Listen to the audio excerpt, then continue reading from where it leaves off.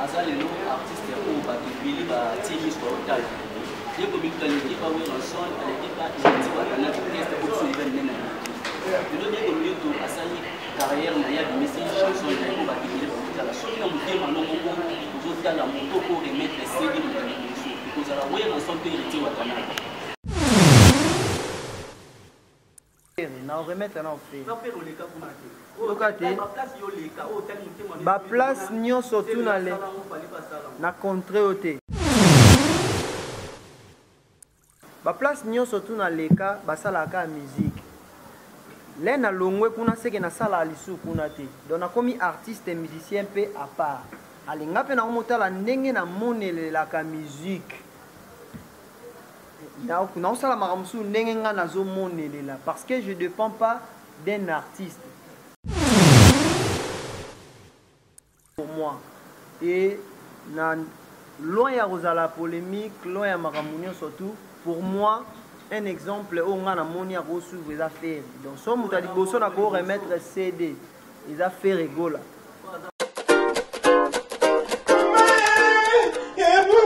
Bonjour Yaya. Bonjour Noko. Oui, Maman Koko t'attends aussi. Qu'est-ce qui se passe en fait? Noko a profité na Kinshasa. Na tina bon agence à mangangi $800. Agence c'est comment on paye sa famille mbongo ndambu ndambu. Eh ben besoin pour na lingi risqué. Écoute-moi s'il te plaît. Yaya. Écoutez-moi. Awa eza agence Mofa. Agence Mofa. Mofa ezali na chaussée de Wavre numéro 144 na 1050 na XL. Ndeko, ndenge tozali awa, okoki kotina mbongo na yo place nyonso olingi na Afrique. 100 € jusqu'à 5000 € ou 50 000 €. Biso tokozora commission ya 5 €, quel que soit les montants. Ah! Donc attends, on a dit 50 000 €. Nous assurons vos transferts d'argent sans inquiétude, avec 5 € comme frais d'envoi. Et profitez de notre carte de fidélité. Après 9 transferts, le 10e est offert. Nous sommes situés sur Chaussée des Wavre, 144 1050 XL. Téléphone plus 32 2 315 45 24. Oui, merci beaucoup. Allô? Oui. Regan. Bonjour, Mongo. Oh. Mais tu as un bon musicoti. Bonjour. Merci beaucoup. Na Mofa. Tinda mbongo Erolingi et kokoma na temps réel. Na bini kuta juste me mbongo déjà na Kinshasa bazwaki. Et en plus, bazuka à pourcentage, il y a 5 €. Même montant nga na tindi, baz récupérer le côté. Attends, au tindi ba million, il y a bango bango zora 5 € pamba. Mofa. Ah, na boy risque.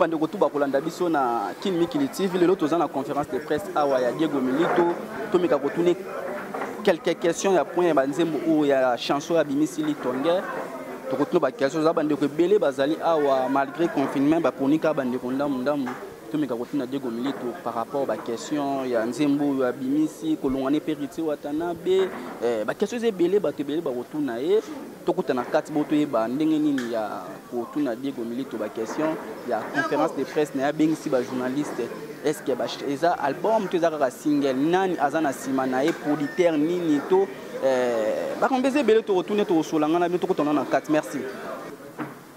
Et au nom de l'artiste Diego Milito, je voudrais tout simplement vous remercier de votre disponibilité cet après-midi et aussi également d'accepter cette invitation lancée par l'artiste. Et puisqu'il a une communication importante, à travers cette communication, Diego Milito pourra avoir également les questions de votre part, la presse. Nous vous remercions d'être là cet après-midi. Merci encore une fois au nom de Diego Milito. Je voudrais d'abord rappeler Bino très rapidement que c'est un artiste musicien qui a commencé sa carrière. Il a vraiment une longue carrière, c'est-à-dire elle est vétuste depuis. Diego Milito a Bettina Orchestre Rebelle, vous le savez, à titre de rappel. Et aujourd'hui, il a jugé bon à Sala, carrière solo. Et après avoir décidé de réaliser d'ailleurs un maxi single, je rappelle le titre, c'est Phénoménal. Et il veut aussi vous signaler de la presse que le single déjà, l'extrait de ce titre tiré de l'album Phénoménal est déjà sur toutes les plateformes de téléchargement. Le titre c'est Sambolé. Et nous allons découvrir ensemble, à travers également le jeu de questions-réponses, vous hésitez à mais surtout, j'aimerais que tout solo là, sur son tout premier album, une première œuvre au Yazobo à la carrière solo. Diego Milito est là. Parler de tout, nous pouvons bien vous rappeler l'orchestre Abeta, oui. Et c'est les qui te comme ce qu'on a dit solo, il y a carrière solo. Maxi single un mot phénoménal. L'artiste a eu la chance de réaliser ce maxi single en collaboration étroite avec une grande maison de production, la maison Sephirit International, qui présente cet album, l'album maxi single, je rappelle, Phénoménal. Alors, symbolisant la marché, un clip très bien réalisé. D'ailleurs, l'artiste a reçu beaucoup d'appels et beaucoup de messages pour nous féliciter. Il est là, il va vous parler également et vous allez poser toutes vos questions et vous aurez les réponses à vos questions. Mais pour l'instant, le maxi single est déjà sur toutes les plateformes de téléchargement. Pour promouvoir, topé ça est chance, ndenge topé ça peut artiste belé. On a eu pouvoir na bino, makasi na bino, toko sunga Diego Milito sala, au carrière na batamaki, ce quoi linga bimisa, biloko ye bomba maki, comme ko déranger abimisa. Encore une fois, merci de répondre facilement à cette invitation. Bienvenue à toutes et à tous. On va donner la parole à notre artiste qui va d'abord commencer à parler et ensuite on va passer au petit jeu de questions-réponses. Diego Milito, merci Tony Kogo. Bonjour à tous. Bonjour. L'organe de presse, le caméraman et tout. Diego Milito, un artiste congolais qui a eu son temps et a travaillé dans l'orchestre Belé. Tony Koko a expliqué déjà moi moqué.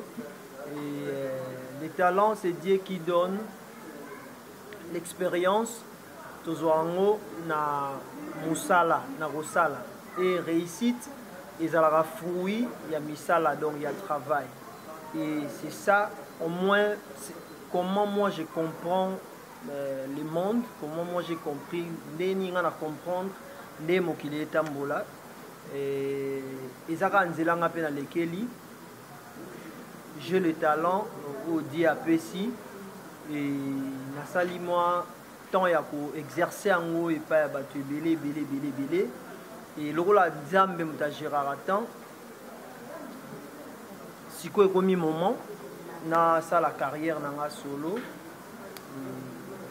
l'album Phénoménal est là et je crois que naie on est représenté presse parce que la presse est ça lokola kitalata la presse est ça lokola eza place makambo oyo za nango gogo tsa pour que bato nyoso ekoma na bandako ya bato donc eza nti transport ya romema ba savoir na biso na bandako ya bato donc yango na ngana benga bino to sala moi entretien oyo donc c'est un peu ça.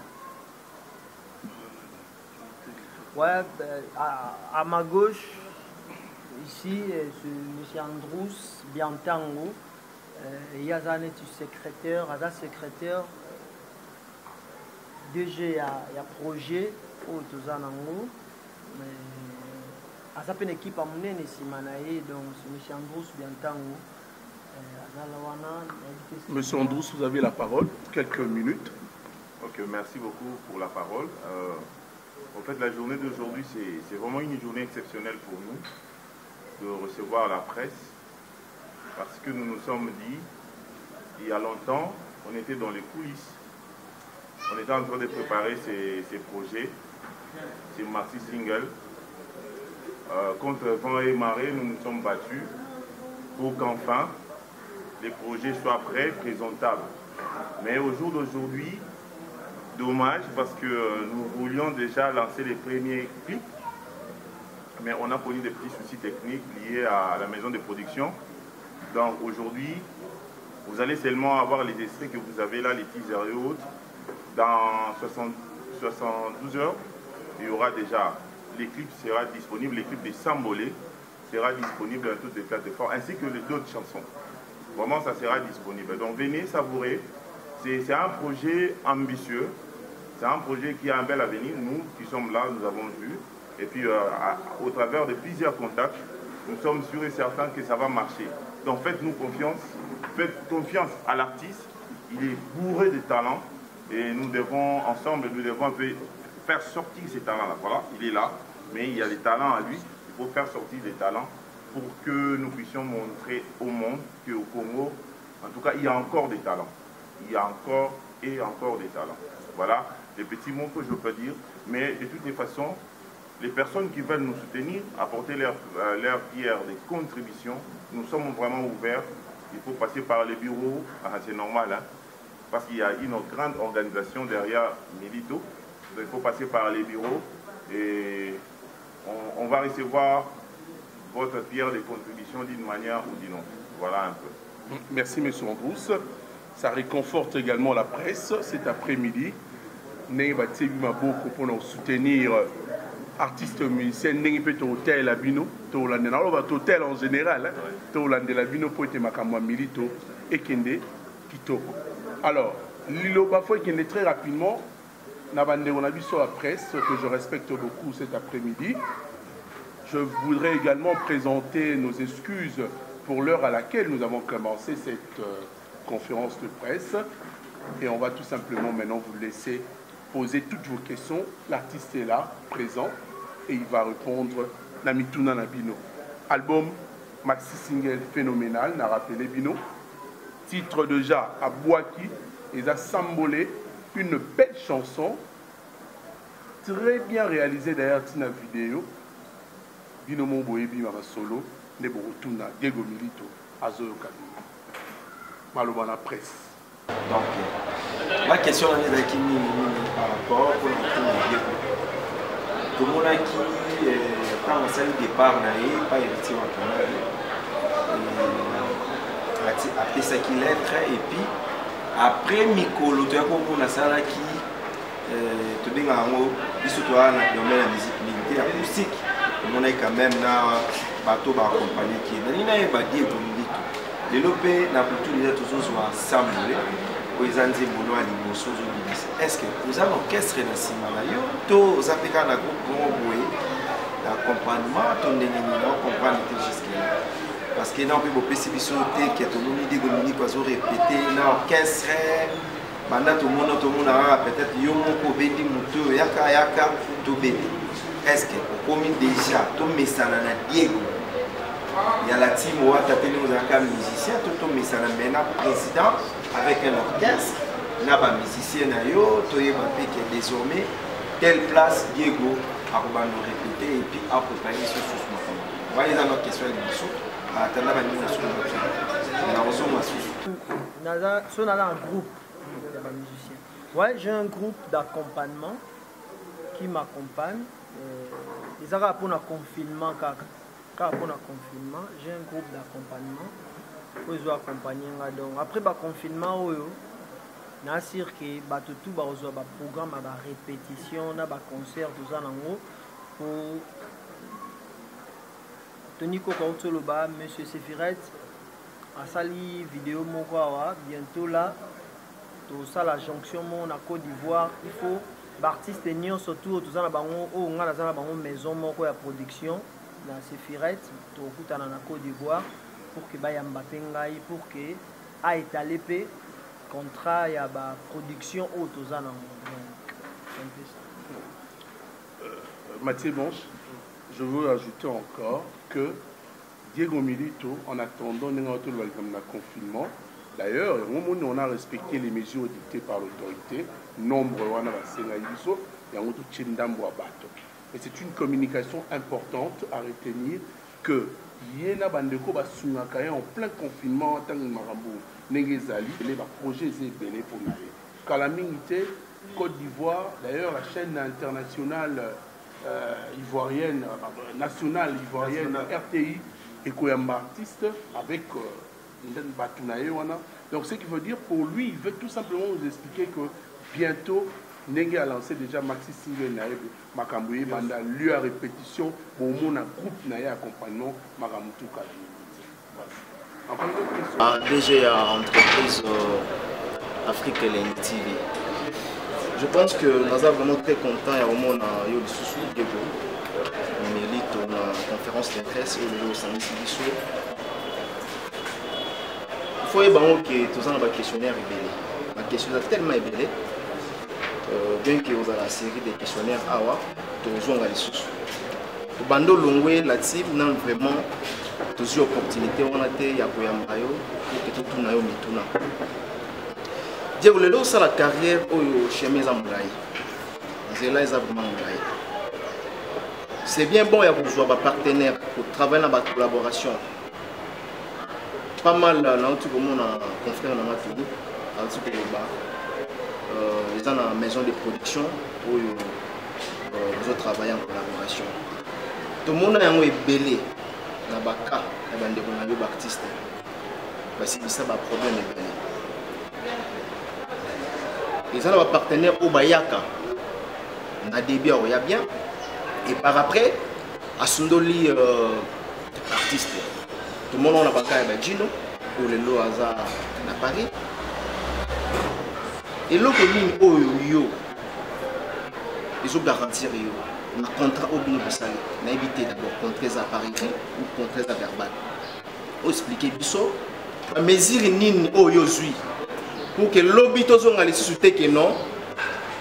Ce que moni ni banzembo ils ont bétaté, ce que moni promotion exacte, c'est parce que ton contrat na producteur qui gagne na maison qui gagne. Alors cette fois-ci, vous avez monté vous-même dans la carrière, vous-même dans la musique. Là où nous oyo, tu es en pour que garantir. Merci. Ils ont un talent, parce que moi j'ai toujours dit que ma voix c'est tout ce que j'ai, c'est ce que Dieu m'a donné, c'est tout ce que j'ai. Pour moi c'est ça qui est plus important dans ma réunion, ma voix. Il y a un théâtre liboso parce qu'il y a pas mal de producteurs. Il y a des gens aussi qui évoluent bien, mais sans producteur. Mais ils ont du talent. Et à part voir dans Baksara, grâce à Nzambi, Nathan Naye, Yemora Ibinenga Géraka. Vie artistique au Sala, Eza Moulaï, Léo et les bas. So Mati, Kumisa Nzambi, so Kiti, faut Kumisara Nzambi. Il faut travailler car rapport que nous donc. Et lobby papa lui tout là puis c'est un conseil nous la tongo et bisinga ko préférer to ki mambangu le roi à cheval mais préférer au kende le roi à chameau que moi musika que au ki mambangu le roi à cheval mais au kende au suka na nzela. Et je préfère aller loin avec mon savoir, avec les talents que j'ai avec ma voix. Et producteur, maison production, toujours travaillé dans le Sefirette international déjà, à Congolais et puis à un étranger. Mais ce qui m'assure un peu, ils ont que contrat, ils ont penza. Avec le temps, tu peux étaler. C'est verbal? Tout est écrit, donc tout est calé. En fait, Nalingaïté. Maramousou Batoussou Baranango ya Kosala neti vantard. Moi je suis du genre moi un peu réservé, un peu mon Congo malgré je suis mon gars là. Mais le roi ba question ezoya na roya ko étaler en moi. Mike, tu me permets encore d'enrichir en tant que nazo protégé artiste T, mais en tant que modérateur. En fait, nous avons voulu ne pas brandir le contrat parce que au yebi masolo ezaramon na tusandoule. Tobombi marambebele, kalaming, vous allez voir tout ce qui a été écrit entre artistes na maison de production. Je rappelle, Sefirette International. Donc, Kalaté, Ozala Suspoto, toi, on a besoin d'avoir Batamaël pour Ozala Suspa. Mais pour l'instant, on peut dire, je retiens ce qu'a dit le producteur. Une anecdote. Hein. Le producteur a découvert talent Moroboye, tout le monde a dit talent Moroboye, na Diego. Et puis il a comparé Diego à certaines stars internationales. Commençons, si tu le veux bien, à Tangba Kumba Batoussou, sur le roi Maurice Kanté. Attends, Diego, on a une ligne à Maurice Kanté, donc c'est que Yemo déjà là-dessus, n'a produit na oya protégé. Avec autant d'artistes éminents dans Mboka la Bissopé, artiste belé, même il a même cité le nom de la star ivoirienne qui venait de nous quitter, Arafat. Abi Diego Azana ba style belé, maman mi belé. Ce que je veux vous demander encore, il y a Ochaga artiste quoi. Voilà. Nous avons la question Mike Lokamba, en premier lieu, j'aimerais commencer par féliciter Diego Milito parce que je crois parmi Bissot, les gens ont été émus et ils ont apprécié de savoir de Diego autant de Talaki acoustique. Je ne sais pas trop s'il faut bien acoustique. Autant le bas acoustique, on sait que c'est polémique, tout bien acoustique, électro, machine acoustique, physique acoustique, acoustique. Mais personnellement, j'ai été choqué quand on a Talaki acoustique à Diego, dans le sens où il fallait Tommy Lobela, mais depuis tout ce temps, il était où? Comme nos amis Westaf disent, on ne connaît pas les cailloux qui tirent l'oiseau. Peut-être qu'il fallait passer par acoustique pour comprendre performance. Ceci prouve combien la musique congolaise, au-delà de tout ce qui peut se dire actuellement, performance na biso. Donc je suis très fier de dire qu'il fallait dire quoi le bois. Pour ce cas, le mois quitté, mais tout le monde a quitté. Donc moi, je garde ma nature et soutenir Bato Balonga orchestre. Diego peut compter sur la presse, très particulièrement sur moi, dans le sens où il faut accompagner tout pour accompagner. Mais la toute première question, vous n'allez pas dire que vous avez musique à moi, c'est comment me béler à vous. Je ne pas robet afro, je ne pas robet afrobeat, je ne pas la musique belé belé. Mais il faut comprendre que Banaïna, tout le monde est en chapeau, on a Banaïna, on a comme l'impression voir une extravagance. Dans l'examen, on a un jazz, on a un faux blues, on a un nyons, et puis on a un succédé. Mais nous avons connu des filles comme Monique Tendai, expert en musique. Je me permets, mais on ne sait pas positionner Monique Tendai dans la polémique, dans la scène, dans l'espace musical. Crainte dans les Diego Milito, les lopes sabiso musique à bien, l'obio salate. Ni yo rola qui sabiso la musique à rumba, folk, ni yo zo même la musique au salake, toyo kayo, l'obito zasuna pour sa royo kayo. La deuxième question que je vais poser à M. Ambou, accompagner un artiste et musicien c'est bien. Mais il faut se dire que Baoto Loba, Batangel Bissou, Banegoloba, Bachino, Baza pétri de talents comme Diego Milito. Mais on ne sait pas positionner ces artistes actuellement. Nous faisons face aujourd'hui à la, disons, piraterie, tricage à musiciens, coterie, vent et autres. Qu'est-ce que vous avez prévu de concret pour assurer la vie de cet artiste, mais aussi les survies face aux oppresseurs, à la pression musicale et tout ce qui va avec la musique congolaise? Qu'est-ce que vous avez prévu de concret pour assurer face à tout ça? Donc j'espère la première saison des questions. On les a trop. Une question très très intéressante et puis elle est pertinente. Mais Moni, c'est vrai, Diego a une expérience musicale où Adaki Kobe n'était pas battu. En général. Les lots ont sa carrière solo. Pour permettre de dévoiler la stratégie sur la conférence de presse. Non, mais tout s'assurer que vous protégez l'artiste. Tout protéger Penza. So Moni, peut-être que nous avons une équipe. Il y a des gens qui ont des profs dans le campus. Les gens qui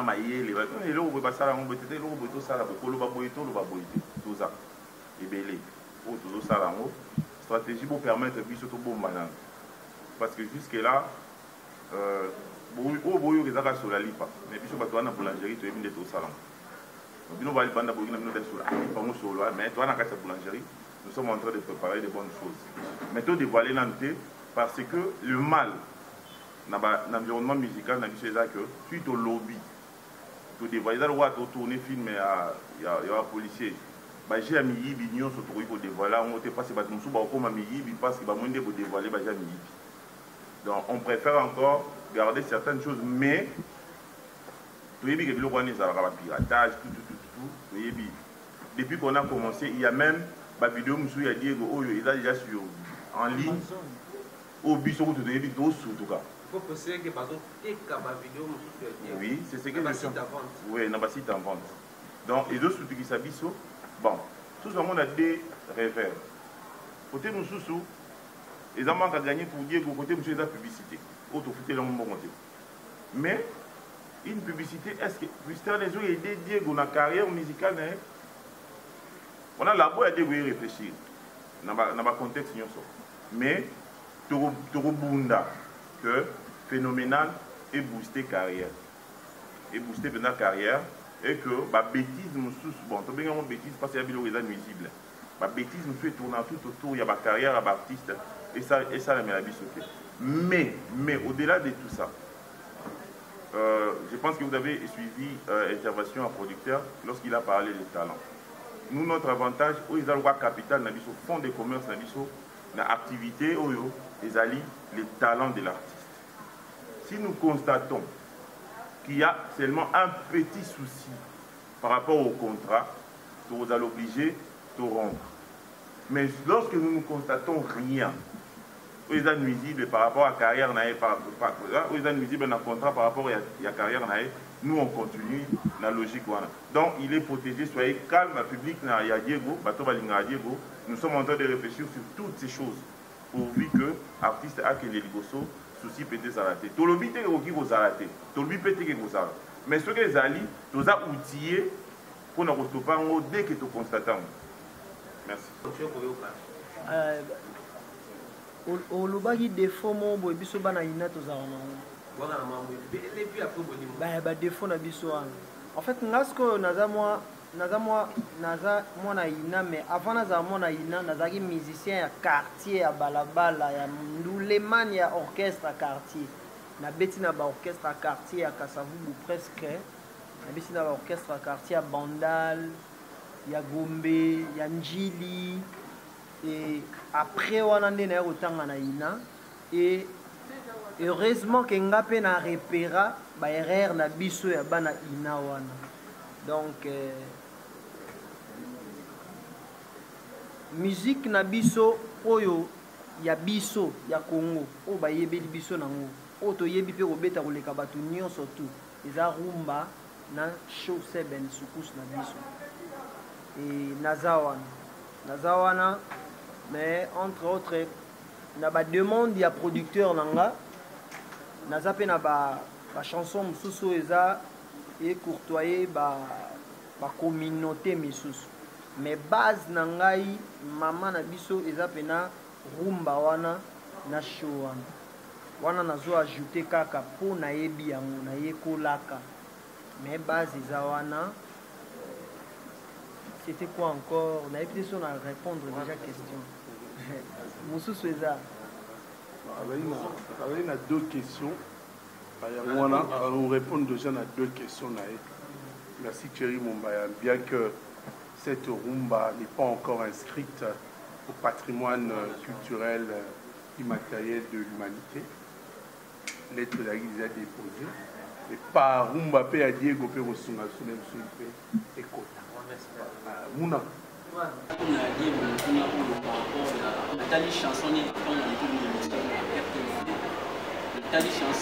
Félicitations à qui?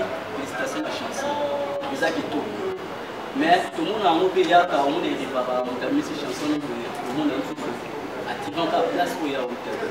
On a la chanson au Sobi, au Yongo Kori, au tiré na album il est watana biloko yo longa to bendika ka moko otina kati ya nina o betili to deuxième na tuna mona chantait vraiment bien. Diego Milito c'est un chanteur, compositeur, arrangeur, batteur, danseur. Nazana ba mambo. Mais baloba ke mbwa aza na makolo mine malanda nzela moko yango natikali na champ. En fait bato bakoma banzembo baza nzembo wana sambole nakomi yango nga moko te na bamasta nanga eza mpe nzembo te nazwaki yango soki na timo wata te. non nayebi te soki bato mwa ndambo bayebi nga bayebi ke naza motu ya secret, naza motu ya discrétion.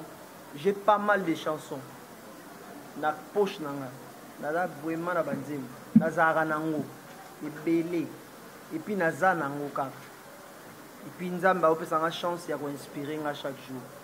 Donc naza kuna banzembo bon nalingi kozala mingi na polémique te naza kuna banzembo ebeta ba quelque part oyo nakokolobela yango mpe te epuis nabosana parce que nzambe azosala nga chance ya kozala na mélodie chaque jour ya kozala na texte chaque jour. Maboko boye eza kaka ke naza nga na likambo na moto te naopréféré kutu bobenga nga bebe milito donc leki ya baartiste nyonso tu oyo babima baosala succès. Donc nga naza na mwana suka na bango na contexte ya mwana moke abetaka mbunda bakolo mpe babinaka naobetaka mbunda na ngaka ya bomwana na nga wana. Je pense que bakolo baobina non maboko pembe donc sans problème je suis sans problème. Malheureusement je suis ici moyen à poser la question. Pardon. Projet Malay présécrit. Référentiel, ça fait référence à quelque chose. Maintenant, oui, ce titre, on a phénoménal, symbolique. Les gens qui sont là, ils ont tous qui bananique. Tous ceux qui sont pas kanga bête à solo, le symbole, ils sont pas là, ils sont allez à bandi. Et Zalaki, Namboka Moko, Tata Moko, Zalaki, Namoisi Naye, tout ça, ils ont bête à solo. Si vous voyez au Kangani dans le titre, on a symbole, référence là. Les amis Nini, au niveau bête à solo, il y a Nini. Donc j'ai fait déjà un saut anticipatif sur le contenu de votre chanson. Sephiret, monsieur Joseph Kamwanga plutôt, le patron de Sephiret International. En fait, ngale na la qui est projet, abisinga na pesa et travail. Là na pesier banzembo. Oh na sélectionné pour l'album moyo. Les rayos qui a hésité, mais c'est phénoménal. Réaction à Liboso Azoaki et à Lobagi a préféré à la titre et album parce que Sambole Naobeta Sambole a Oezaka ya Masolo Bolingo. C'est sensationnel donc tout le monde est amoureux. Je pense pas que Nakati Nabiso a Mutaza amoureux Azate. Surtout tout ça va mourir. Et Naza on a aligné avec Francis Cabrel, Ndenge, monsieur Joseph Kamwanga Lobaki. Et en fait c'est un peu ça. C'est un peu ça. Sambole na beti na ngaka masolo bolingo na kati. Ndenge bango etuki ba carrière na bango ndenge bandana ni soto. Ils étaient question Diego Lelo Longwe te biso tout ça awa sans polémique, sans problème. D'abord félicitations et puis tu encourager on aussi soutenir les biso. Mais là, vous avez un contrat il y a combien de temps? Pour moi, il y a combien de temps? Qui est pour la Côte d'Ivoire? Les Totiki, il y a un contrat on a les Bonabiso Diego Milito. Connaître au Bima, dans Internet, tu vas te dire que Diego a signé un contrat. Alors qu'il n'est pas Côte d'Ivoire. Ah, par exemple, combien de temps? Oh, je suis artiste et musicien.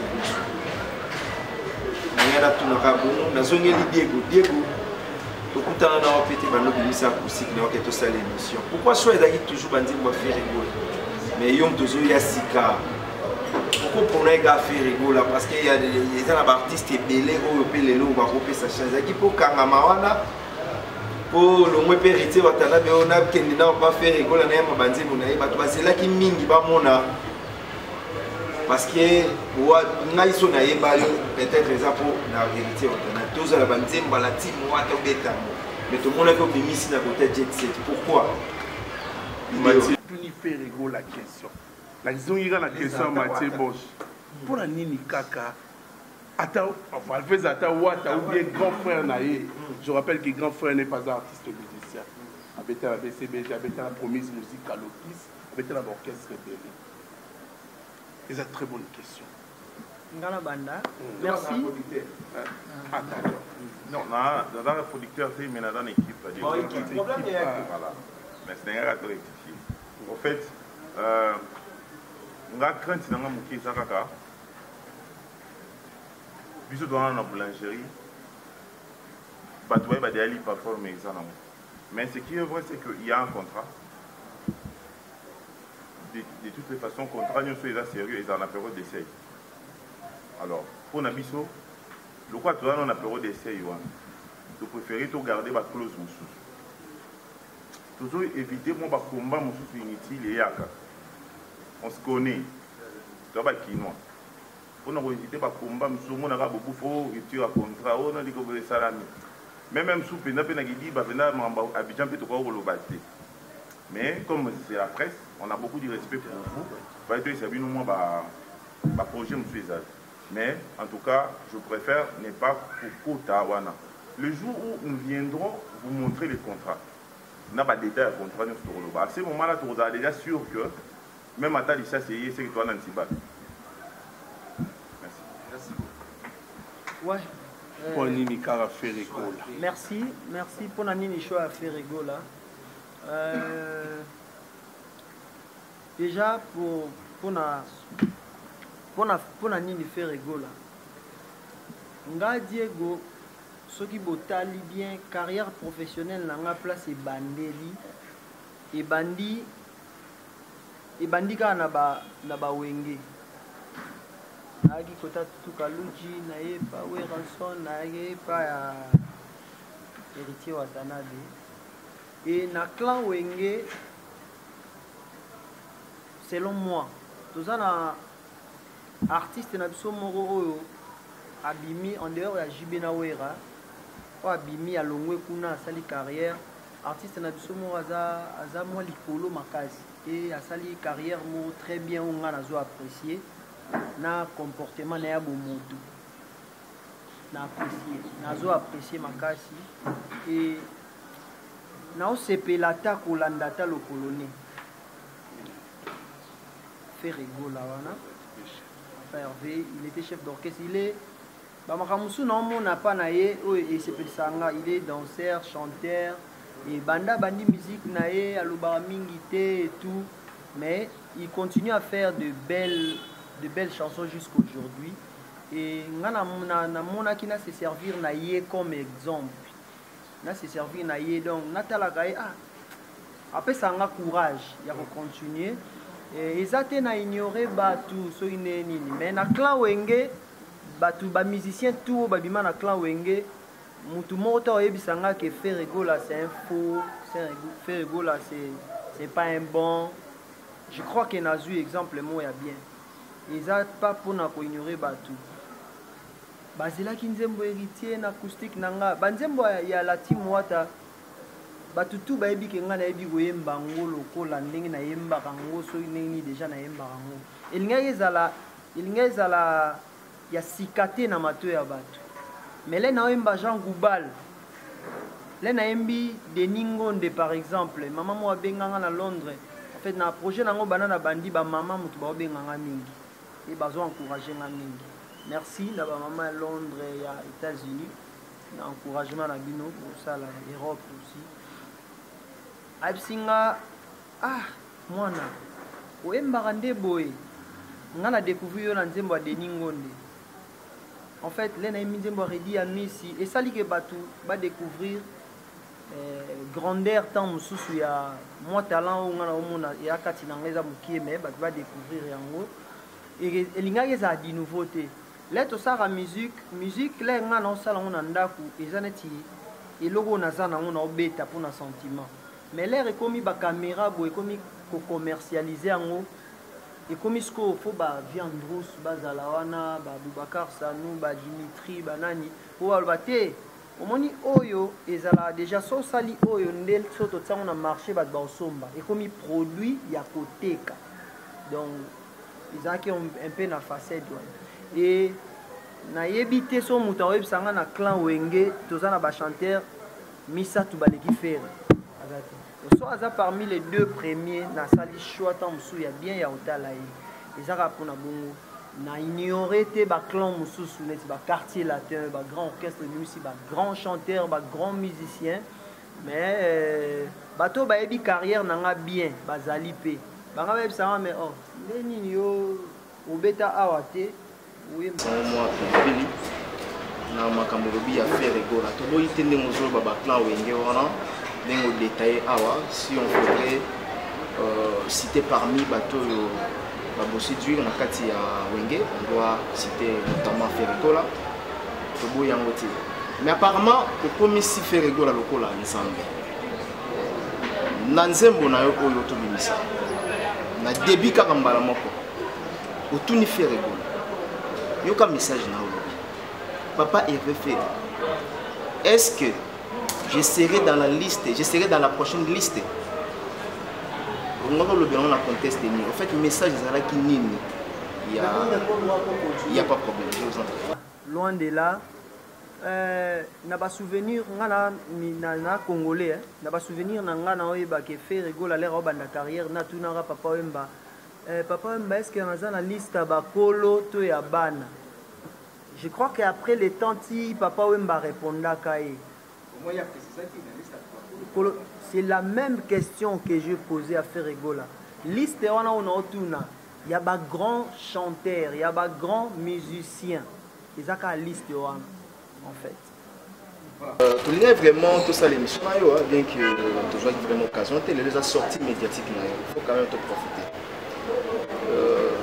Na bato ba otala biso tunyo ba question mususu te ba osekola te et puis ba okende obenga toni en panzi kuna dego olongwe la team au moment où vous travaillez dans la séance ya ba studio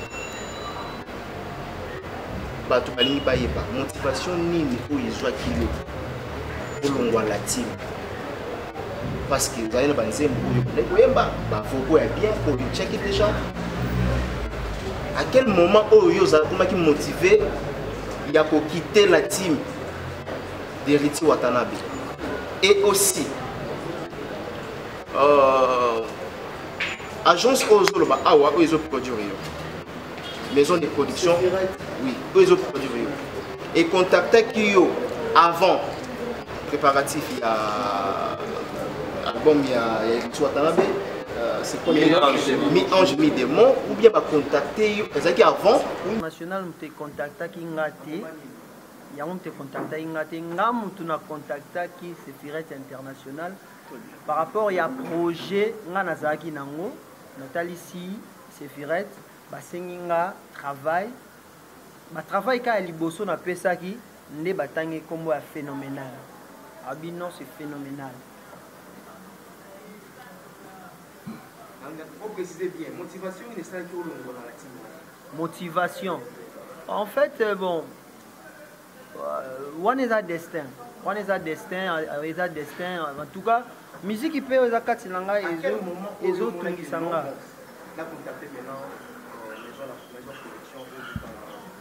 Ah, l'air na longwe. L'air na longwe nazaki na ni producteur ni nazaki kaka. Nazaki ka na talent langa kaka. Na voix nangaka et na bato bazo accompagner na ba bureau nanga Andrus et pardon question aux motivation nini nazo ouais non ils en ont cas destin deux fois bilo monsieur comme ko tungisanga il y a des chansons, il y a des notes même musicales. Il y a d'autres notes musicales et où est Maraka Sosa libre. Pour l'air de travailler dans la team Wata, je dois travailler dans la limite au patron nanga, au patron nanga au pesanga. So il faut ça à deux vocales, il faut ça à deux vocales. Mais il y a d'autres notes qui n'évitent ça. So za artiste mususu solana bango eza ba note musu e déranger à mutu et comme on dérange au téfou bima il y a un savoir moro yebaki ça fait 2 années que aux salles la ngote des fois et comment ko déranger bisopé et yango mte bande ko déranger nga et talent nanga ka motivation nanga liboso ezaka makambo nga na yebi na expérience on a acquérir yango ka mte motiver nga parce que quand je vois la musique quand nde nata la musique à Congo nanda kule na vanda na otala na TV na otala na mona place na vrai ou faux Diego Milito soki lelo longwe la team Wata eza parce que staff ya héritier Watana o ba bebanga déjà na héritier bango to longo ici naza non nazala naza corruptible te naza non ba corrompanga te pona sala loko et puis na linga corruption te donc naza rapina logique et juste na mamna sala donc batu o babande ko coopérer tenir na ancien président nanga déjà nga pe na ndo coopérer nanga na bango te donc ils ont tout loin de là ils ont un talent na ba note musicale on a zanango ou des fois ba découvrir en acoustique il y a un petit comme au déranger le fait de dire qu'il y a un cofondateur il y a maison mère mais si on a comme l'impression Diego Milito ti a wazolo ba keno aza papier ba cofondateur il y a la team comment toujours ba terme na ba degré na o na ba sens na o créer un problème aux amis musiciens polémique te comprendre que oui la musique na yo ndongo ke na o mais crainte na biso ezali ya komona ke Diego Milito akoma obligé à kosala courbette na lingala na nteto benga komikitisa ya lokuta mpona bafani ya la team na bafani ya Ferregola na bafani ya Fali na ya Kofi na ya Wera basoutenir yo mpo kolingi osala succès mpo outi obimisa biso spiritualité musicale obi eza na banote mosusu ya musique esengaka ozala libre mpo obimisa o oboyi empêchement oboyi emprisonnement nde obandi carrière o debiso biso avec sincérité na bakisi na question Mike Lokamba est-ce que ozana eloko oza ko se reprocher na ndenge ozalaki kuna po on a comme l'impression ndenge obimi beaucoup na liberté oyima na ba note mosusu na ba denis ngondo comme même biso na ba monde mosusu parce que risque ozala oyembi bien mais ba fanatique a Wata ba otalo na liste moko na ba xelo moko elingi pesa pression la question na nga olongwa ko bane ma bien mais peut moto mona vidéo moko ti ko menacer nga ko ti ko sala nga boy za problème na binote ote kuna dia ba répondre que to zela ja ping pong yo beti bango bazongisi to zelo na point na moko boye sa muta bundisa o musique on pesa nga na obote ko banda ba boete faut za na moto obunda na terrain yo obunda na nani question na nga ngo ata yo lobite bat ba osala ngoba e sala maga ata salite soko soki ozana chance ozana succès batu ba lobela kaka donc kita de mabo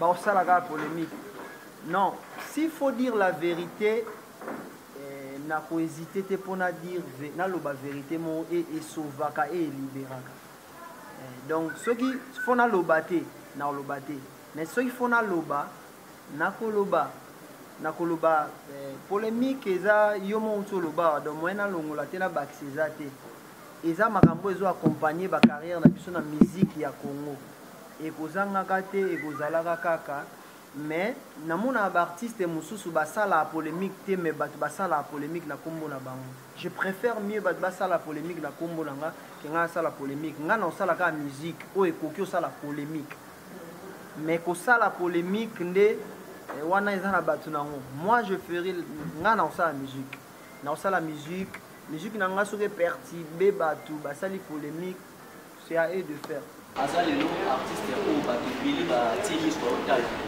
Diego Milito l'équipe a ouvert un son à l'équipe a été watana test pour se lever nena le Diego Milito a sali carrière na ya message chanson na ko batu bili pour la soki na mutema longo ko ozota la moto ko remettre CD de l'émission ko zala ouvrir un son te héritier watana na remettre na fait ba place nyonso tuna le na contre ote na kati ovete ba place nyonso tuna leka basalaka musique lena longwe kuna seke na sala alisu kuna te donc nakomi artiste et musicien pe à part alinga pe na motala ndenge na monelelaka musique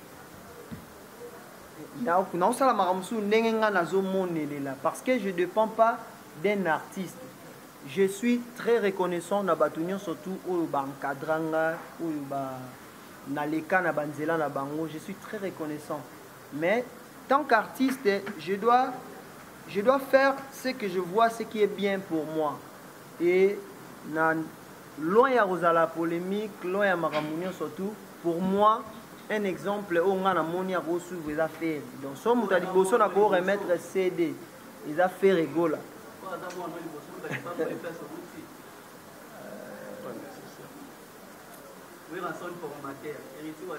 Bon, je sais pas si Batunion tout pour Batunion tout ba carrière na bango à part Jibena Wera na Kofi balongora pas babatu na limite na éviter so bango so bagenda otika ba CD.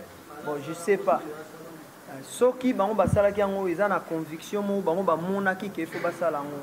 Jusque là nga na conviction ana nanu yelinga te jour ekoyela ngai na osala ngo po naza na problème atana mutu mon côté na beta et pas ina. Mon conseiller, timing PDC. L'idéologie na yo plan international des Arabes. Deuxième question na c'est minute pour rappeler biso place au banda carrière na autre place côté carrière. Ça a été déjà fait, je sais que tu es en retard. Nous voulons tout simplement d'abord, au nom de la grande équipe présente ce soir, vous dire merci, puisque nous avons besoin de vous. Pona, Bossung album, maxi single, excusez-moi, phénoménal.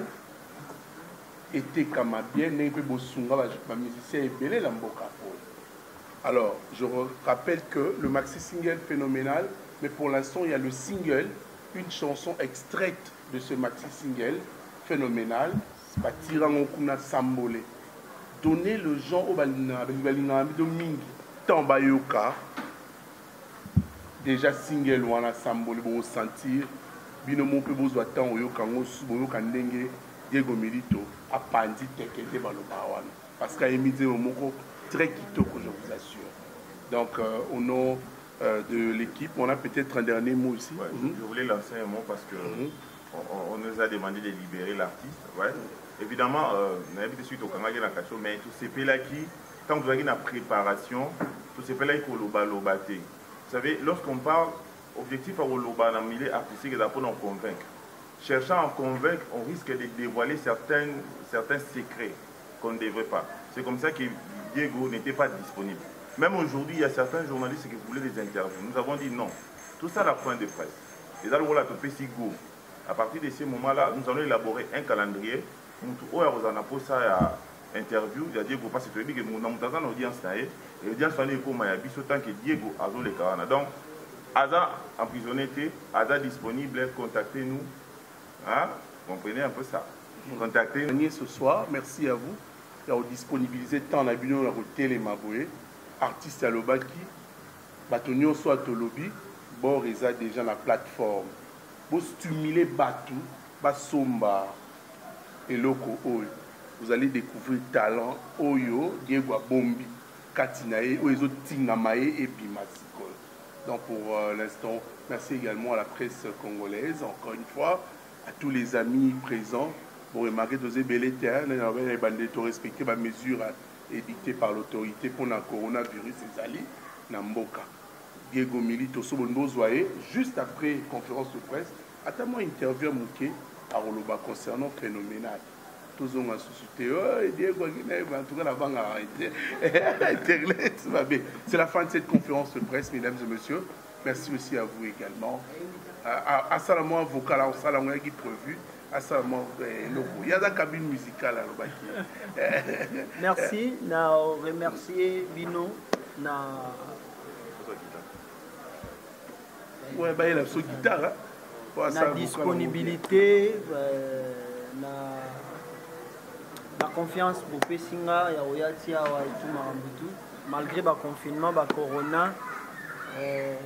Merci aussi à ma femme. Saratola, merci à ma famille, à ma belle famille, à mon équipe, Aris, Massamba, Aboubakar Sano, Dimitri Bongania, Yoshi, Bangula,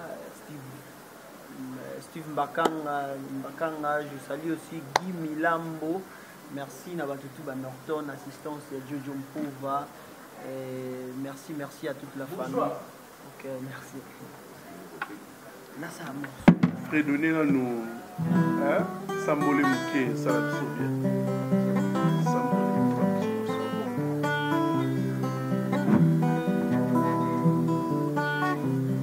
Couleur, love, amélia, mweba, phénomène mystique. Bébé nanga kotanga na mikuwa na setroga ozanga komona yo monoko etoni maloba ezozela mais il faut eloba reviens vite mon bébé sentiment nanga est débordé Audrey Kapula bitumba nanimi mekosede amour nanga nakondima te plus jamais nakonima te plus jamais Amélia Mwebaza c'est l'espoir ya vinanga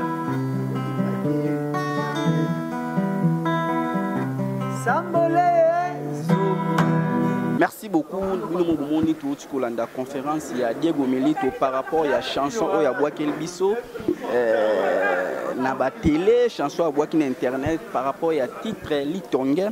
Oh déjà mon ba question tout au ba poser ah wa mon ba question appel na tout Diego Milito so ki lelo azana mutu moko oyo ko remettre CD taki na orchestre ou te pa we ranson ne perete watanabi alobi na clair alobi clair so ka na mutu ko remettre CD ils a fait rigola mais to ebiye a ou te pas fait rigola te na tune sous question par rapport à rotsa maboko ne bo mon na cassette na affiche ou atina CD ou atina nini alobi ke eza nango symbolique ya kolakisa ki aza maboko pembe na meki suko tuna e par rapport à ba chanson à yembi nzembo a yembi alobi ke nzembo a yembi eza chanson na yemoko azwi na été par rapport à kanisa rozo periti watanabe a yembi chanson na yemoko boki ba question tout ba ndeko nyonso ba collègue nyonso zaki na bango a ba tuni todo sala musala kaka ndenge ezala kama meme nzemba motema tous pepele ya mbetolo Fanny Bongende Christian Touré Mukende Bogana Lopeto Mama Chantal Alphonsine Mauvais Charlie Ben à Lille toki na conférence ya Diego Milito oyo adaki ko alongwa ke periti watana ba signaki moment ya ba confinement pe todo konse ba confinement ya kitaki par rapport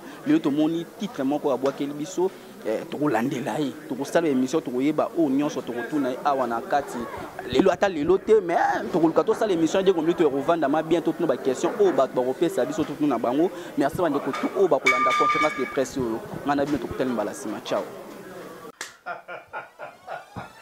Vraiment, il est drôle ce garçon. Chérie, faut suivre. Mais pourquoi tu finis la réunion? Tu ne vaux rien, tu ne fais rien, sors de chez moi. Bima! Je suis ton mec.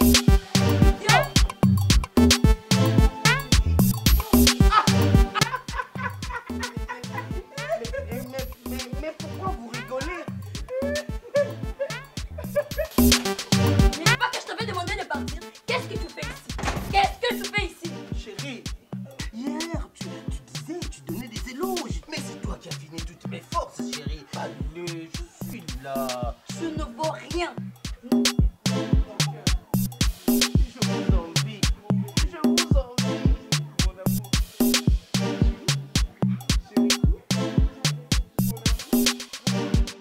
Oh, mon ami. Voisin. Voisin. Voisin. Voisin. Mais voisin, entre nous soit dit, mais coloniaux na mona kona mwasi na yo ya munene bolekaka pourtant yo za nzoto mike, excusez-moi, bolekaka toujours en harmonie, boza koseka menga mwasi na nga quelque soit munene na nga awuti ko benga na ngai libanda. Je sais pas, c'est quoi ton secret? Mon secret n'est pas vraiment un secret. Ah bon? C'est un secret de Polichelek. Contrôle technique. Oh, contrôle technique. Contrôle technique.